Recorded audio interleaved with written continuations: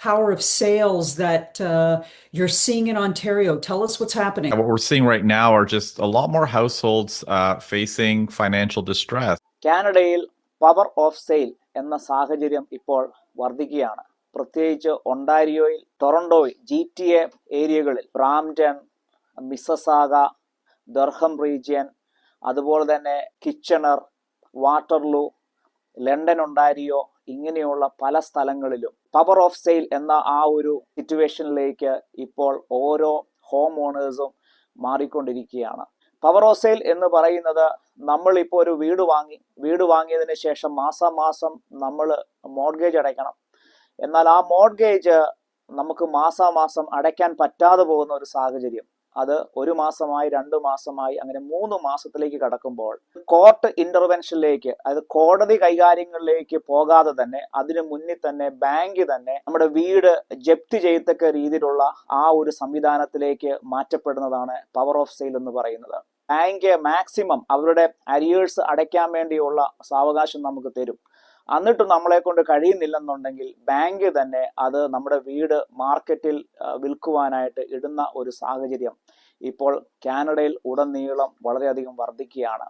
കാര്യം, പല ആൾക്കാരും ഇന്നേക്ക് ഒരു 4-5 വർഷം മുമ്പ് വാങ്ങിച്ചു കൂട്ടിയതായിട്ടുള്ള വീടുകൾ വളരെ തുച്ഛമായ പലിശയ്ക്ക് ആ സമയത്ത് പല ആൾക്കാരും, നമ്മുടെ മലയാളികൾ ഉൾപ്പെടെ ഒരുപാട് 10,000-കണക്കിന് ഇന്ത്യക്കാർ ഈ കാനഡയിൽ വീട് വാങ്ങിച്ചു. അന്ന് വളരെ തുച്ഛമായ പലിശയായിരുന്നു. എന്നാൽ ആ കോവിഡിന് ശേഷം നമുക്ക് എല്ലാവർക്കും അറിയാം, പിന്നീട് ഇൻട്രസ്റ്റ് വളരെയധികം കുത്തനെ കൂടിയതിന്റെ ഫലമായി അവരുടെ എല്ലാം മോർഗേജ് കുത്തനെ അങ്ങ് കൂടുകയുണ്ടായി.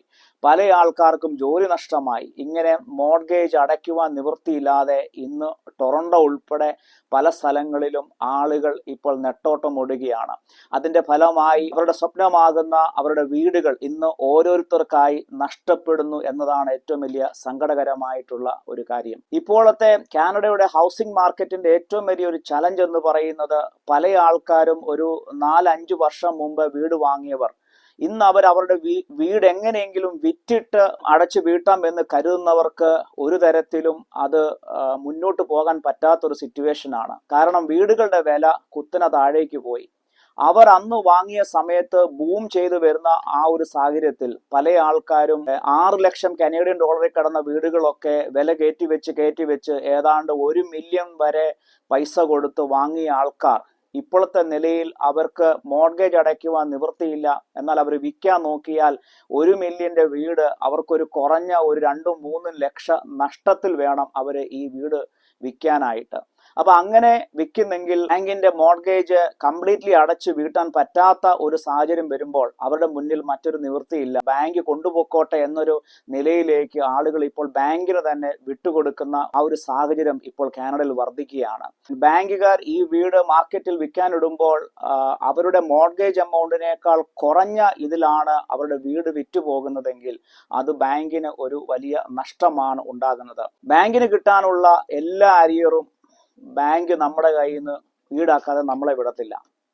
അതിനുള്ള എല്ലാ പഴുതുകളും അവർ പൂട്ടും. ഇനി നമ്മുടെ കയ്യിൽ അത് കൊടുക്കാൻ നമ്മുടെ കയ്യിൽ ഒരു നിവൃത്തിയില്ലെങ്കിൽ ബാങ്ക് നമ്മളെ സൂ ചെയ്യുക എന്ന് പറഞ്ഞാൽ, എന്തൊക്കെ അസറ്റുകൾ നമുക്കുണ്ട്, ഈവൻ നമുക്കൊരു കാറുണ്ടോ, ആ കാറ് അത് വിറ്റുകെട്ടി അതിൻ്റെ പൈസ പോലും നമ്മുടെ കയ്യിൽ നിന്ന് ഈടാക്കി. ഇനി നമുക്കൊരു ജോലിയുണ്ടോ, ആ ജോലി നമ്മൾ എവിടെയാണോ ചെയ്യുന്നത്, ആ കമ്പനി മാസം തരുന്ന നമ്മുടെ ശമ്പളം അവരുടെ ബാങ്കിലേക്ക് അടച്ചോണ്ട് അത് മൊത്തം തീർക്കാനുള്ള സംവിധാനം അവരുണ്ടാക്കും.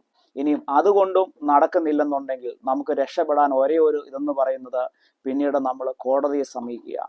കോടതിയിൽ പോയിട്ട് നമ്മൾ, അതായത് പാപ്പരായി നമ്മൾ പ്രഖ്യാപിക്കുക, ബാങ്ക്രപ്സി ആയിട്ട് നമ്മൾ പ്രഖ്യാപിക്കുമ്പോൾ മാത്രമാണ് നമുക്ക് പിന്നെ ഇതിൻ്റെ അകത്തു നിന്ന് എങ്ങനെയെങ്കിലും ഒന്ന് ഊരിപ്പോകാൻ പറ്റത്തുള്ളൂ.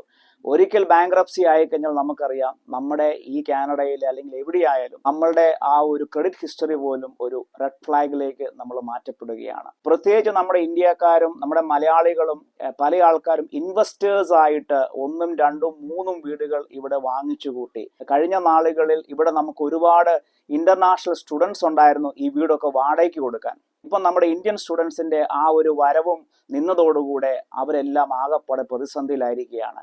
വീട് വാടകയ്ക്ക് എടുക്കുവാൻ ഇപ്പോൾ ആളില്ല. കാരണം ഈ വീട് ആ കിട്ടിയ വാടക കൊണ്ടായിരുന്നു ഇവരുടെ മോർഗേജ് ഒക്കെ അടഞ്ഞു പോയിക്കൊണ്ടിരുന്നത്.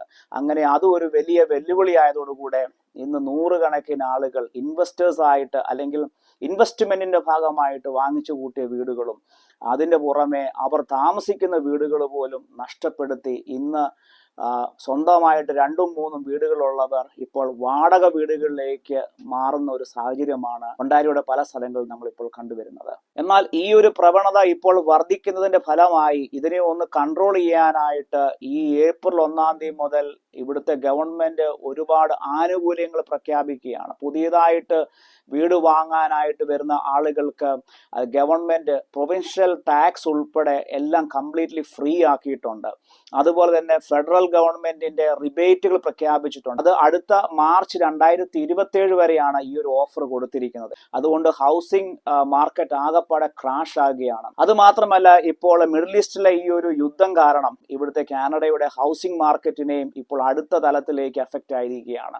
ഇതുവരെ ഇൻട്രസ്റ്റ് റേറ്റ് മാക്സിമം കുറച്ചുകൊണ്ട് എങ്ങനെയെങ്കിലും ആളുകളെ അതിലേക്ക് കൂടുതൽ വീടുകൾ വാങ്ങാനും വിൽക്കാനും ഒക്കെ ആളുകളെ ഗവൺമെന്റ് മാക്സിമം പ്രോത്സാഹിപ്പിച്ചുകൊണ്ട് വന്നെങ്കിലും ഈ ഏപ്രിൽ 1-ാം തീയതി മുതൽ ഇൻട്രസ്റ്റ് റേറ്റ് വീണ്ടും കുത്തനെ കൂട്ടേണ്ട ഒരവസ്ഥയാണ്. ഈ ഒരു സാഹചര്യത്തിൽ ഇൻട്രസ്റ്റ് റേറ്റ് വീണ്ടും കൂടുന്ന ഒരു സാഹചര്യമാണെങ്കിൽ പവർ ഓഫ് സെയിൽ എന്ന ആ ഒരു സിറ്റുവേഷനിലേക്ക് ഇവിടെ ഒണ്ടാരിയയിലും ടൊറന്റോയിലും ഓൾ കാനഡയിലും വർദ്ധിക്കുമെന്നതിൽ യാതൊരു സംശയമില്ല. ബാങ്ക് തന്നെ പല ആൾക്കാരുടെയും വീടുകൾ കണ്ടെത്തേണ്ട ഒരു ഗതികളിലേക്ക് വരുമോ? ഒരു വലിയ ചലഞ്ചാണ് ഇവിടുത്തെ ഓരോ ആൾക്കാരും ഫേസ് ചെയ്യുന്നത്. അപ്പോൾ നിങ്ങൾക്ക് എല്ലാവർക്കും ഈ ഒരു അപ്ഡേറ്റ് ഇഷ്ടപ്പെട്ടെന്ന് വിചാരിക്കുന്നു. പുതിയൊരു വീഡിയോയുമായി പുതിയൊരു അപ്ഡേറ്റുമായി വീണ്ടും ഞാൻ നിങ്ങളുടെ മുന്നിൽ വരും. I am Sainod Rexy Joy. By.